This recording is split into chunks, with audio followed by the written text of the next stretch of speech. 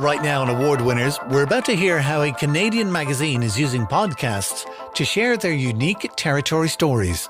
Really, the podcast was about bringing these stories to a wider audience. It's like we already have access to these really interesting people and these really interesting stories. Now, how can we distribute these stories a little bit more widely while also promoting our brand? Worldwide, brands are engaging with customers through podcasts. These are the stories behind outstanding brand podcasts, so you can listen, learn, and be inspired by the best. These are the award winners from dustpod.io. Yukon, North of the Ordinary, from the magazine of the same name, is a podcast highlighting the best of the Yukon territory in northwest Canada. Offbeat and extraordinary stories appeal to listeners both from the locality and further afield. In this episode, we hear from the magazine editor turned podcaster about how it's had a positive impact on the message that they want to share. It's a delight to welcome presenter and producer Karen McColl. Thanks for having me here. I started by asking Karen about the magazine and why they decided to combine print and podcasting for their message. So Yukon, North of Ordinary is first and foremost a magazine of which I was the editor of for 3 years. It's a magazine about the Yukon territory, which your listeners would be forgiven for not knowing that much about, but you've probably heard the name, because there's lots of sort of brand connection or name connection to the Yukon. So it's a territory in northern Canada next to Alaska. A lot of Canadians don't even have a really good idea of where it is. But our little magazine is sort of the flagship magazine for the territory. It shares about the arts, the culture, the people, the outdoors, sharing stories about the territory. And it's also an airline magazine. So it's on Air North airline, which flies to a lot of the Calgary, Vancouver, Edmonton, the cities that people access Whitehorse, Yukon from. So the podcast, I started in November 2021, and it is a reflection of the magazine. We're basically taking a lot of the stories that are in the magazine and telling them in a podcast format. A lot of people will look at a magazine and they kind of go, it's something that unfortunately is not as common as it was, or it's getting harder and harder. So when you're marketing, what is the message that you're just trying to get across to people when you're marketing the magazine? I think that the Yukon has a lot of unique stories, unique, interesting stories that people want to read about. The Yukon on its own is sort of its own brand, and then it has this sort of like aura or this sort of mystique around it that people want to know more about because, you know, they've heard about the gold rush and they've heard about the wilderness. Hopefully now they're hearing more about our First Nation culture and history, but it's just sort of this place that people are interested in. And I think so with the magazine, we're really pushing these stories that really tell the story of the interesting people and places in the Yukon. So a magazine is one format, podcasting completely different format. What made you go down that road? At the time when I started the podcast, we didn't have any magazine stories online, which is a little bit old school. So it was only available. It's a quarterly magazine. The only way you could read the magazine was if you were holding it in your hand. Now we do have some of our stories online, which is great to see, but really the podcast was about bringing these stories to a wider audience. It's like we already have access to these really interesting people and these really interesting stories. Now, how can we distribute these stories a little bit more widely while also promoting our brand? And did you find that the podcast helped tell the story, but in a different way? Definitely. We kind of started saying, okay, we're telling a more in-depth look at the stories in the magazine, but really the podcast could kind of start anywhere with, say, the character who's in one of the stories, but then it can really go in any direction from there. So while we are borrowing from the magazine, you don't at all need the magazine for the podcast to be relevant or vice versa. It's its own thing. We're kind of just borrowing from the ideas that are already there. So tell me then about the mix of traditional print and audio. I mean, what do you think that they have in common? I think when I get excited about a story or a person I want to be in the story, that translates to both print and podcasting.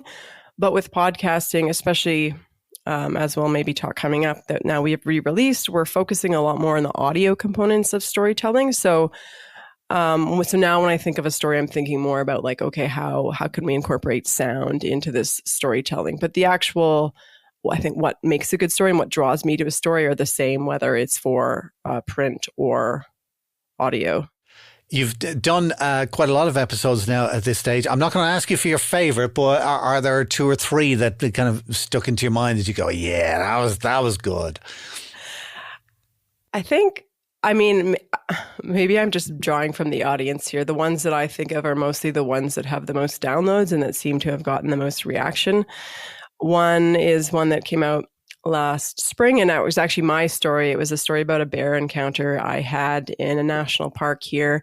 And I interviewed a conservation officer about the encounter, and we basically debriefed what my friends and I did and what the bear did, and used it as like a learning experience. Let's take a listen to a short excerpt from that. When I kind of think of the fight or flight or freeze reaction that people have, I kind of at some point was like, hey, like, we just have to show this bear who's boss. And I almost like bluff charged the bear because I just was like, get out of here. And then I realized like, hey, then I'm going to be separated from my friends. And that's probably the worst thing you can do, right? Like, it's just interesting kind of where the mind goes in these situations. Yeah. And I think, no, you're far better off. What you did was staying as a group, just being big and loud and, for lack of a better term, mean, right? Remember, you're trying to convince in that situation, again, it's 100% non-defensive. You're trying to convince that bear that like, if you keep going down this road, you're going to get hurt. And as a group, yeah, like that's a big, powerful tool. So stay as a group 100%. Yeah. And use that to your advantage. That episode got picked up quite widely to the extent that we actually saw someone post on social media that they had listened to this podcast, gone into a Yukon park, had a very similar type of bear encounter, and found that the sharing that we did in the podcast helped them have a safe outcome from this experience. So that was like, oh, wow, like maybe we helped save some people's lives or at least help them have a less harrowing experience. So that was like a very direct cause and effect that felt pretty good. Having decided to pursue a new form of media, I asked Karen how they went about starting the podcast, which focused on making use of what they already had in their reach. Man, I remember it was a summer day. I'd been thinking about doing a podcast for the magazine for a while, but it was on this summer day when I just all of a sudden, I think I was trying to make it too complicated of like, how are we going to make this a podcast? And then I was just like, ka-ching, like we've got the stories in front of us. Like we'll just turn that into a podcast format. And the first stories we did were just, I basically like from every issue of the magazine, I would just pick like 3 or 4 stories that I thought would translate really well and be the most interesting in an interview format on a podcast. And the first one we did was with an adventure photographer, just talking about the different sports that he'd been photographing and sort of his adventures of how he got to do those and how he tackled that. And the next one we did was about ice fishing and why ice fishing is fun. And so it was basically just a chance to talk to people more about their interesting stories. And I know that I get jazzed up when I talk to people and hear their stories. So I hope that the people listening also are interested in what they're saying. And were these people that you had in the magazine anyway, or did you approach them specifically about the podcast and ask them to be on that? Often there were people that were going to be in the magazine anyway. So I would just then approach the person after and be like, hey, do you also want to be on our podcast? This is what we're trying to accomplish with the podcast. I would also approach the writer who wrote the article too, just to make sure I'm not stepping on their feet, to be like, hey, I'd like to turn this into a podcast episode, and just to make sure we're working together. And sometimes there was a couple times too where I actually brought the writers onto the podcast to talk about their story and what they learned during the story. And because I thought maybe they were the best people to tell the story versus a character in the story, or also I wanted them to have a bit more of the credit for the research that they had done into that story. So just on a system side of things then, did you actually record the podcast as part of the interview process for the magazine, or did you do the interview process for the magazine and then separately do the podcast? I separately did the podcast. For a lot of the episodes, it was a different writer working on the story. So basically, I was able to use the story they had written as the background as part of my research when preparing for the podcast episode. Now I'm in a bit of a different position where I'm not the editor of the magazine, but I'll still be contributing to the magazine as a writer. So I'll be doing the podcast and using my interview for the podcast for the article. But actually, it has been a little bit of a different thing in my head to play with, because I think I actually approach things a bit differently, whether I'm recording or whether I'm just doing a plain old interview for print. So yeah, it is a bit of a different process in my head. So I'm hoping I can tackle them both at once. Tell me about the name of the podcast, because I actually think this is quite brilliant. What did you call it? The podcast is called Yukon North of Ordinary. And what's the name of the magazine? Yukon North of Ordinary. Ta-da! Did you find that people just found it really easy to find the podcast because of that? I think so.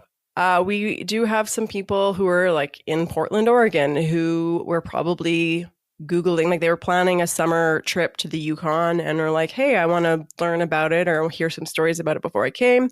And they did find it that way.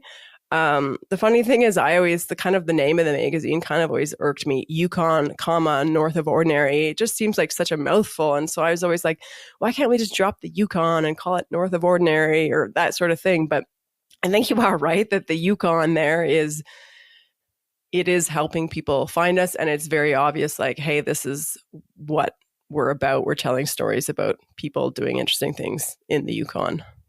With the idea and the content ready to go, how did Karen implement her background in broadcasting to get the technical side nailed? Yeah, so I did have a background. I worked for the Canadian Broadcasting Corporation for several years as in radio and print, well, not print, digital and all that. So I knew my way around a recording device and a microphone and audio editing software. I mean, I guess like many new podcasters, though, I did my little research about what equipment I needed to actually set up like a home setup. And yeah, I have this my friend Mark makes fun of me because I bought this big briefcase off a buy and sell online. And it's like, it says hunting gear on it or something. And I paid $10 for it. And anyways, that's what I keep my mic in and my mic stand and my recorder. And, he's got this $300 Pelican case that he uses to haul around all his gear, but I'm just basic.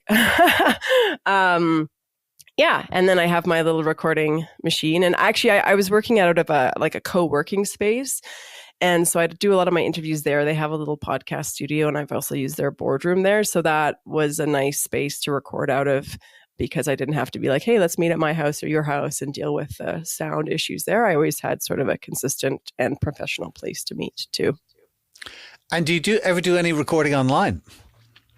I have, yeah. And I played around with different softwares, and I actually found Zoom to be pretty good for audio quality. Of course, in the north, and being a bit more rural, our internet is not always the greatest. So we have had some problems with the quality not sounding great. So I do try to do most of our interviews in person, but obviously that's not always possible. Whitehorse is the capital of the Yukon. We have 42,000 people in Whitehorse.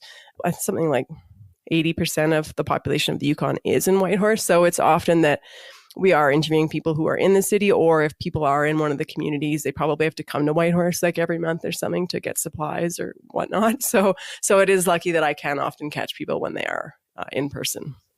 Let me ask you about the editing, because you get a very nice recording sound when you're chatting to people, which is great, but then you can't just put that out unedited. You need to craft it a little.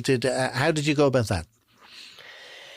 Yeah, I think the benchmark or the number I've heard is that for every, say, hour of recording you do, you have 4 times that amount in editing. So I'm always very conscious of that. So we're putting out episodes that are roughly half an hour. So I would always try to keep the recording to basically almost the length of what I'm looking for, kind of keeping in mind, okay, I'm not going to use that. So I could go a little bit longer, up to 45 minutes. But I would really try to make the recording short and sweet so that also with the editing would be easier. I found I did spend a lot of time actually adjusting the actual audio levels, which now there's a lot of software programs that can do that for you, which I'm starting to use a little bit more. And that's a big time saver. But yeah, definitely I'm very conscious about saving the time in the production, the editing stage. And then speaking of time, the preparation for the actual recording, does that take you long? I definitely put some time into researching. I mean, I don't know, maybe it's only an hour or sometimes a little bit more. And then of course there's some back and forth with the person. Sometimes there's a pre-interview too. Not as often, but yeah, I find you definitely better to go into the interview with as much kind of background knowledge. And also, I guess there's the research on the person, but then there's also sort of the storyboarding in my head of how do I want the story to be told? And, I write out my questions and I don't follow them to a T, but I like to have this sheet that I can refer back to if I need to, or if I have a brain fart, which usually happens once per interview at least. Several times for me. It's like it comes to a crashing end. It's like, what am I doing? What am I doing? So overall, a lot of people looking at a podcast and they kind of think, okay, great, this is a nice little add-on for me. And then they realize that it takes a lot more than meets the eye. Time-wise then, overall, from the preparation, the recording, the editing, and then actually publishing it and promoting it, how many hours do you think it takes? I think I estimated once that probably every episode takes about 8 hours to put out. And that's with, even just with social media and any kind of other promotion. So even though I produced this podcast, when I started, it was just me doing every single aspect of the podcast. And so it was something that we could do fairly cheaply. It still is quite a lot of like human labor. And especially I was putting out one episode every 2 weeks for a year. And it is a lot of time in the end. And I mean, some episodes are so tedious and you kind of wish you never started them, and some go really smoothly. It kind of just depends. Although the time commitment of the podcast was manageable, Karen realised that two heads are better than one. She shares how taking on another producer has enhanced the process. Well, actually, so my co-producer, his name is Mark Kepke, and he had produced an episode for us in the past. So I knew that, and he has his own podcast actually. And so basically we're having this conversation one day and he was pitching another episode he wanted to produce for the podcast. And I was like, you know what? Like, why don't you come on as a producer? Like, it was just like very spontaneous in that moment. I was like, oh my gosh, you have a lot of really good skills and skills that I don't have. I think you could be a really good complement to this podcast. So in July last year, I took a break from the podcast and I was transitioning into a different job. And so brought him on as a co-producer. And really now I think he is the brains of the operation. He has a lot of great ideas. He's very good with sound, or not sound rather, but like music and just the production side of things, where I've always kept things very basic.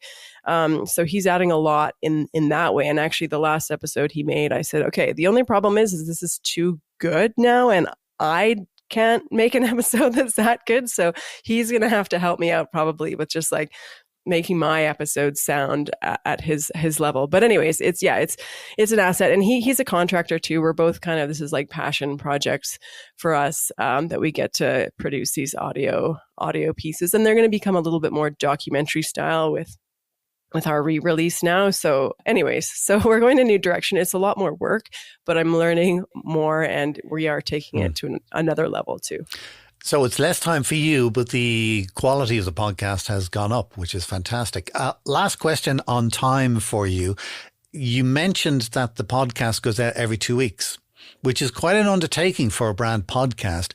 Was it worth doing that many? That's a good question. I don't know that I really came at that with a lot of research. I think in my head, I was just thinking that the podcasts I like, back in the day when Serial was the big podcast everyone was listening to, and you wanted to digest that week after week after week. But, we're not a podcast that has like a continuation to it. So it doesn't really matter, I don't think. So to be honest, that's still something I'm playing around with, is do we release bi-weekly for a few months and then take a break, or do we release less often? I think releasing more frequently keeps our overall listenership up, but whether that's sustainable, I don't really know, especially now that we are doing these increased productions, it is a bit more time consuming. So we might have to scale back in terms of what we're actually putting out now. I think I've found that it depends on what your goal is. And if you want to be part of people's lives regularly, you really need to be going at least every 2 weeks. Whereas if you're doing something, as you say, more detailed documentary, like once a month is fine. It depends. Well, and I should mention too that we're putting out more like feature episodes. They're still like interviews, but then we're also putting out some sort of smaller, more like a Proust questionnaire, sort of this Yukon questionnaire. So anyways, some shorter episodes that are easier for us to produce, kind of intermix. So we stay in people's headphones, but we're not doing the huge production every time. So you're getting the regularity without having to do a mountain of work for every single episode. Mix and match. Exactly. Another one of Mark's good ideas. Still to come on the Award Winners podcast, we'll hear about the promotional channels that helped with the launch of Yukon North of Ordinary and how they reached an audience they weren't quite expecting. If you feel a brand podcast could work for you, here are 3 simple things you can do today to get started. 1. Visit our website to get more information and guides on how podcasts work specifically for brands, along with lots more examples of award-winning brand podcasts to inspire you. 2. You can call us with your questions and we're happy to help. 3. You could consider working with us, so you do all the fun stuff and we do everything else. Find that information on our website at dustpod.io. As a brand, you most likely have access to already existing promotional channels. We hear how Karen used what was already at her disposal to spread the word about Yukon North of Ordinary. We kind of took a lazy approach because, I guess, backing up, Yukon North of Ordinary magazine is owned by North of Ordinary Media. And North of Ordinary Media, they have a retail store, they have TVs, so they do digital ads throughout the Yukon. So basically, we already had all these avenues for advertising. So we advertised on these digital TVs, we advertised in the magazine itself, and we put logos. We have like a little we have advertisements in the magazine, but then also next to the stories that have an associated episode, we have a little logo next to them that says available by podcast. So we didn't do any, and then of course on social media, and we sent out a press release when we started a new season, but we didn't do any other advertising, which in retrospect, maybe we should have, because I did find that it took a while for Yukoners to know about the podcast. I think we did a good job at reaching people outside the Yukon, people who read the magazine or people who are traveling to or from the territory, but locals took a longer time to know about the podcast. And so maybe we do that a little bit differently next time, but we went the cheap route and just used our existing channels. But that's using your existing channels is not the cheap route, because you had digital display advertising, which is fantastic, and a lot of routes that a lot of podcasts or a lot of brands might have to pay for. You had it there for free, so no, it worked well. Did you find that through the advertising and through social media and through putting stuff in your own magazine and associated content, was there any particular tactic that worked better than the others? I think I don't really know, but when I started looking at the stats, and it's still this way, that about 75 or 80% of our listeners are outside of the Yukon territory. So a lot of them are in Canada, but we also have listeners in the US and some in Europe. So I think once I realized that, it was more, I guess, I don't know if we have any way of really targeting that market. I guess our digital TVs don't exactly, but it's more just like, okay, we do need to have the advertisements in the magazine and on social media, because that's how we can reach the markets outside the Yukon. So are you finding then that you're getting the wrong audience? Is it an audience that you're looking for in North America and in Europe, or are you more looking for local people?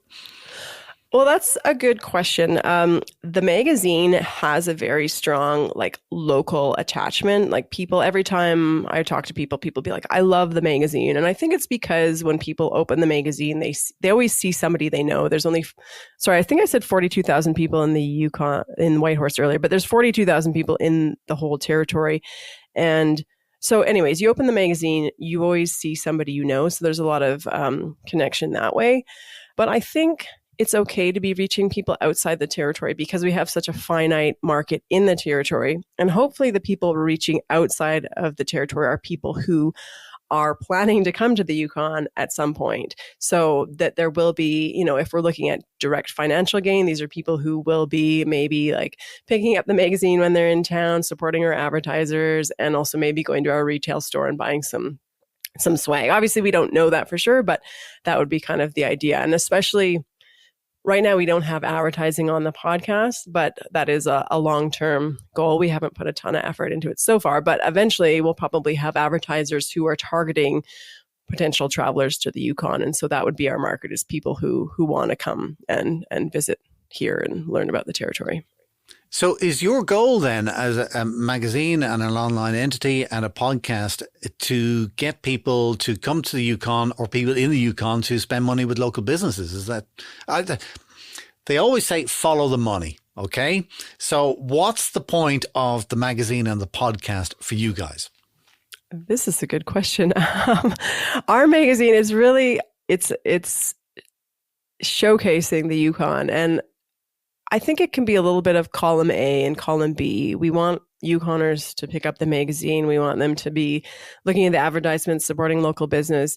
But also, like I said, the Yukon is a small place population-wise. So we do rely on people who are coming to the territory, our tourism market, to come and also support our local businesses and put the money in that way. So I guess we sort of have a split approach in that it's not like we're trying to get everybody, but we're trying to get the people who have an interest in coming to the territory.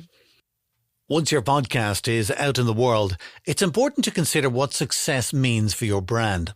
Success comes in different forms, from brand awareness to awards, and it's important to be patient in waiting for them. I started this as something that I wanted to do to tell more Yukon stories in a different format and reach new audiences, but the publisher, bless his heart, and the general manager of North of Ordinary Media, he was on board for this, and we didn't actually set specific metrics. So, of course, I look at download numbers as sort of the main thing. And to be honest, like, I kind of thought at first that the podcast would pick up more quickly than it did. I was like, okay, we've got all these channels to advertise through. We've kind of got a corner on the market of Yukon storytelling.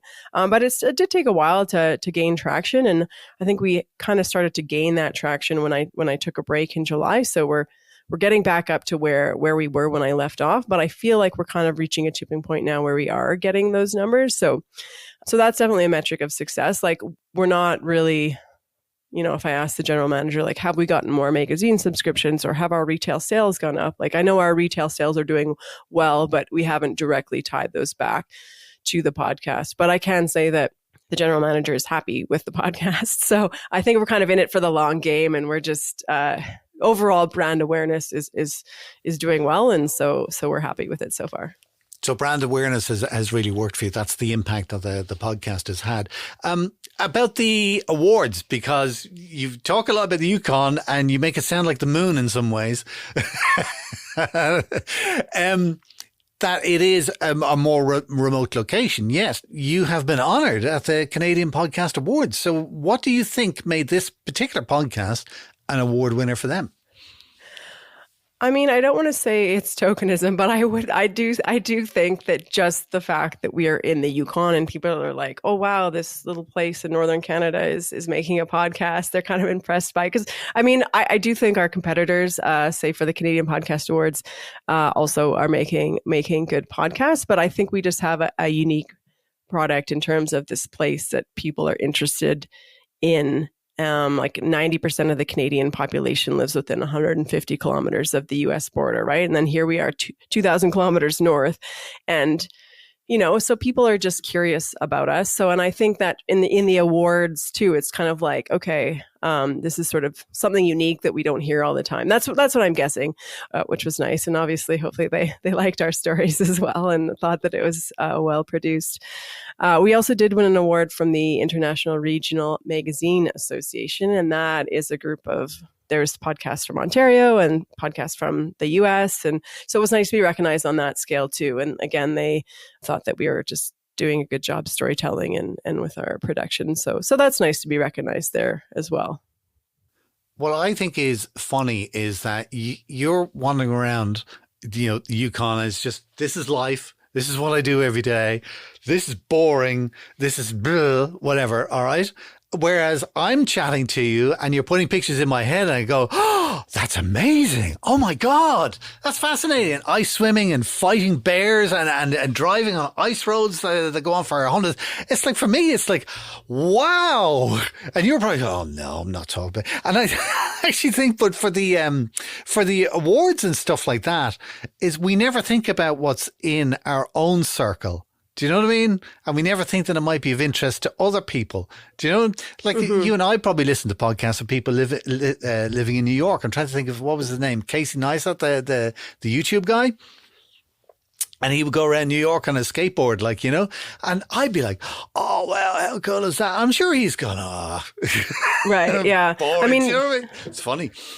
That is what we try to capitalize, though, on is this, like, this Yukonism. And I mean, I have to admit, like, Yukoners, like, I'm not from the Yukon. I've lived here for 10 years. But there's so much pride in living here. And I think just because a lot of people who live here made the choice to move here, and we moved here for a reason, because we wanted to be closer to the wilderness, or we wanted to be in this sort of remote area. And I don't know, there's just, like, Yukoners love wearing things that say Yukon on them. And I've never lived anywhere else that people need to, like, promote where they live. But I don't know, it's just a thing that I guess we think we live in a really cool place and we're really proud of it. So the podcast and the magazine kind of like play on that as well. Finally, I asked Karen what the future holds for Yukon North of Ordinary. Yeah, so we have some now sort of direct connections with the magazine and the podcast in ways we didn't have before. So we still have our feature episodes, but now we're also doing some art specific episodes that are promoting a musician or a poet or a writer in the territory. So kind of direct reflection there. And also we have North of Ordinary Media produces Road Trip magazine, and that's an annual publication that comes out providing travel information for the territory. And so we're going to have an episode every so often too, where we actually interview the publisher of the magazine about places he goes to in the Yukon, and he's going to interview people in the communities as well, because he's used to driving around the whole territory distributing magazines. So he knows people in all the communities. So anyway, so we're doing just a bunch of different things, and I guess we'll see what works and what doesn't. But I guess my goal for the podcast is that it just keeps growing and getting more numbers. And I don't know what those numbers are that I want to reach, really. I guess we'll know when we get there. But I think maybe once we have some advertising on board too, that'll feel good in terms of just a place that we know is sustainable for the podcast.